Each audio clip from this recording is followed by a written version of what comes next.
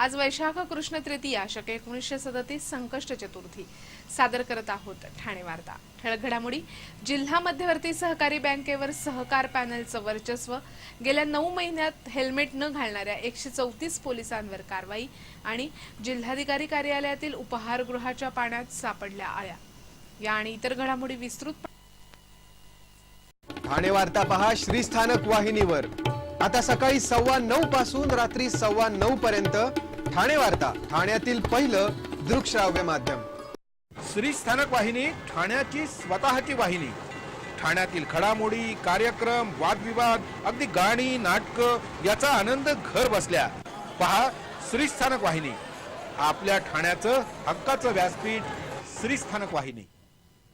ठाणे वार्ता आता संकेतस्थळावर देखील ठाणेवार्ता.com वर क्लिक करा आणि ठाण्याच्या घडामोडी जाणून घ्या। ठाण्यातील पहिलं ऑनलाईन माध्यम ठाणेवार्ता.com। नमस्कार मंडळी, दर रविवारी पाहायला विसरू नका। नमस्कार मंडळी, आपल्या प्रश्नांचं थेट उत्तर। ठाणे वार्ता पहा श्रीस्थानक वाहिनीवर। आता सकाळी 9:15 पासून रात्री 9:15 पर्यंत ठाणे वार्ता, ठाण्यातील पहिलं दृकश्राव्य माध्यम। ठाणे जिल्हा मध्यवर्ती सहकारी बँकेच्या निवडणुकीत राष्ट्रवादी भारतीय जनता पक्ष प्रणित सहकार पॅनलनं 21 पैकी 11 जागा जिंकून बँकेवर वर्चस्व मिळवलं आहे। ठाणे जिल्हा मध्यवर्ती सहकारी बँकेच्या संचालक मंडळासाठी मंगळवारी मतदान झालं होतं। जवळपास 95% मतदारांनी मतदानाचा आपला हक्क बजावला होता। या मतांची मोजणी आज झाली। यामध्ये राष्ट्रवादी भारतीय जनता पक्ष प्रणित सहकार पॅनलनं 11 जागा जिंकल्या, तर बहुजन विकास आघाडीनेही जोरदार लढत देत 9 जागांवर विजय मिळवला, तर 1 जागा अपक्षला मिळाली। या बँकेवर सुरुवातीपासून काँग्रेसचं वर्चस्व होतं, मात्र राष्ट्रवादीच्या स्थापनेनंतर ही बँक राष्ट्रवादीच्या ताब्यात होती। मात्र गेल्या निवडणुकीत राष्ट्रवादीच्या काही संचालकांनी भारतीय जनता पक्षात प्रवेश केला होता, त्यामुळे बँकेच्या निकालाबाबत उत्सुकता होती। या निवडणुकीत भारतीय जनता पक्षानं राष्ट्रवादी काँग्रेसबरोबर हातमिळवणी केली होती। संचालक मंडळावर 10 संचालकांची बिनविरोध निवड झाली होती। यामध्ये सहकार पॅनलचे 8 तर बहुजन विकास 11 जागांसाठी झालेल्या मतदानात बहुजन विकास आघाडीनं जोरदार लढत देत 7 जागा पटकावल्या। बँकेच्या संचालक मंडळात सहकार पॅनलच्या जागा अधिक असल्यामुळे बँकेवर सहकार पॅनलचं वर्चस्व राहणार आहे। ठाणे महापालिकेच्या शेजारी राहूनही 27 कुटुंबांना टँकरचं पाणी प्यावं लागत असल्याचा धक्कादायक प्रकार उघडकीस आलाय।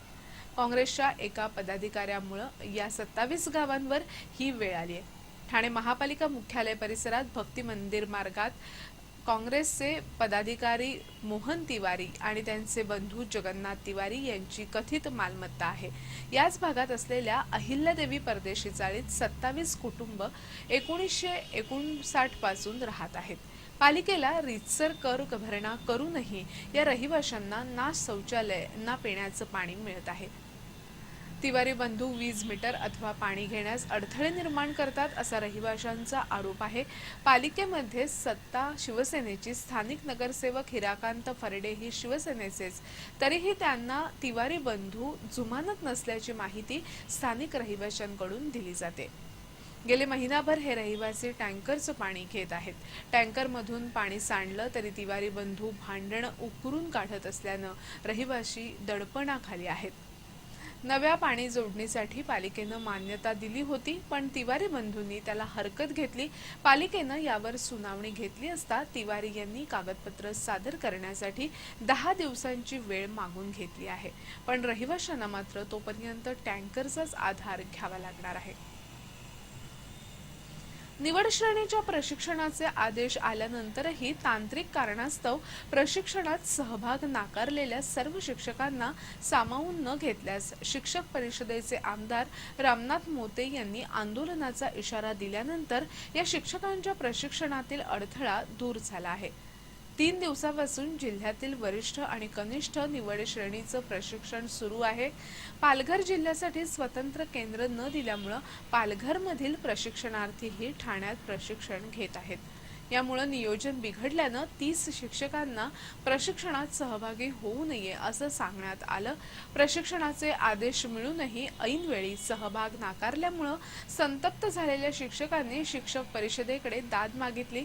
शिक्षक परिषदेचे आमदार रामनाथ मोते यांनी थेट शिक्षण संचालकांशी संपर्क साधला आणि या शिक्षकांना सामावून न घेतल्यास आंदोलनाचा इशारा दिला।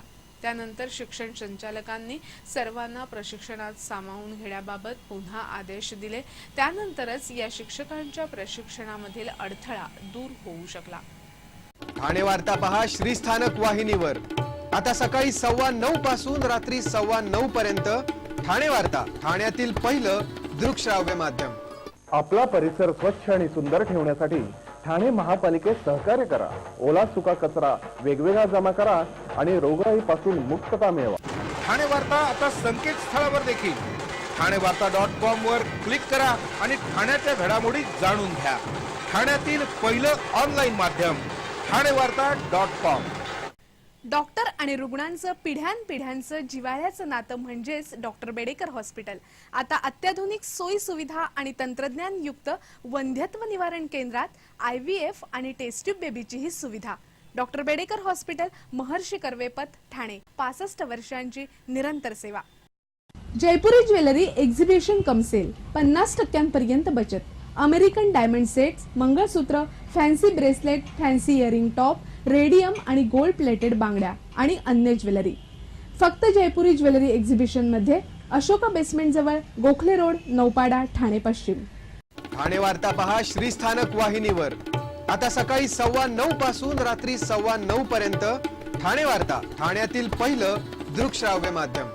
जिल्हाधिकारी कार्यालयातील उपहारगृहात पिण्यासाठी दिलेल्या पाण्यात अळ्या आढळल्यानं या उपहारगृहाच्या एकूणच दर्जाविषयी प्रश्नचिन्ह निर्माण झाले।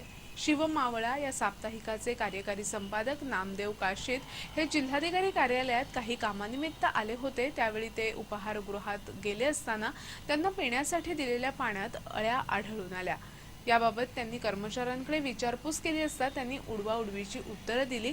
हा प्रकार म्हणजे नागरिकांच्या जीवाशी खेळ असून यामुळे नागरिकांचं आरोग्य धोक्यात येऊ शकतं। याकरता या प्रकरणाची चौकशी करावी अशी मागणी काशीद यांनी केली आहे।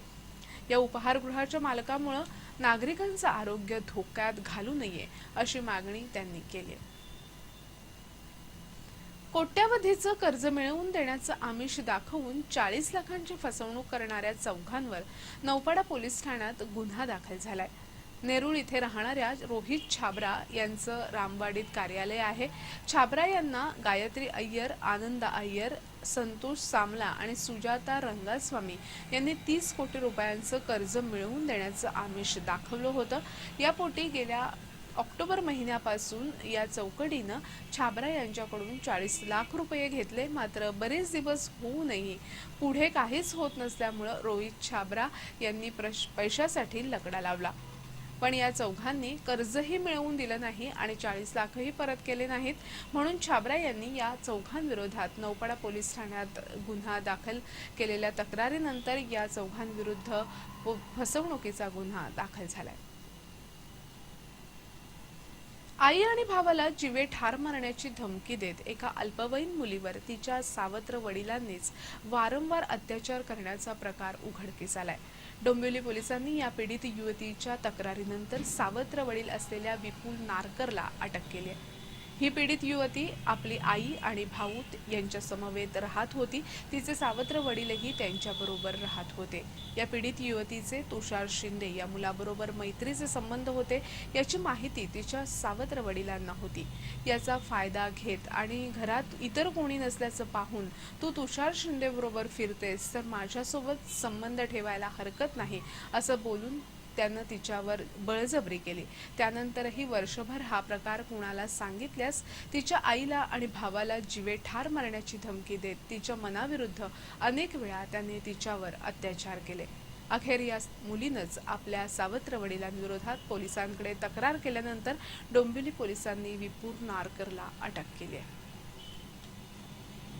ठाण्यामध्ये गेल्या 9 महिन्यात दुचाकी चालवताना हेल्मेट न घालणाऱ्या 134 पोलिसांवर वाहतूक शाखेनं कारवाई केली आहे।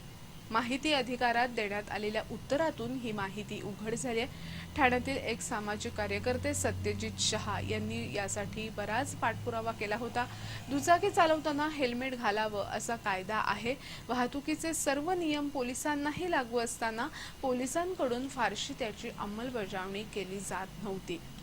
सत्यजित शहा यांनी पोलिसांनीही दुचाकी चालवताना हेल्मेट घालावं यासाठी 2 वर्ष पाठपुरावा केला। त्यांच्या या पाठपुराव्याला यश आलं आणि वाहतूक शाखेचे तत्कालीन पोलीस उपायुक्त श्रीकांत परोपकारी यांनी खास परिपत्रक जारी करून हेल्मेट न घालणाऱ्या पोलिसांवरही कारवाई करण्याचा इशारा दिला होता।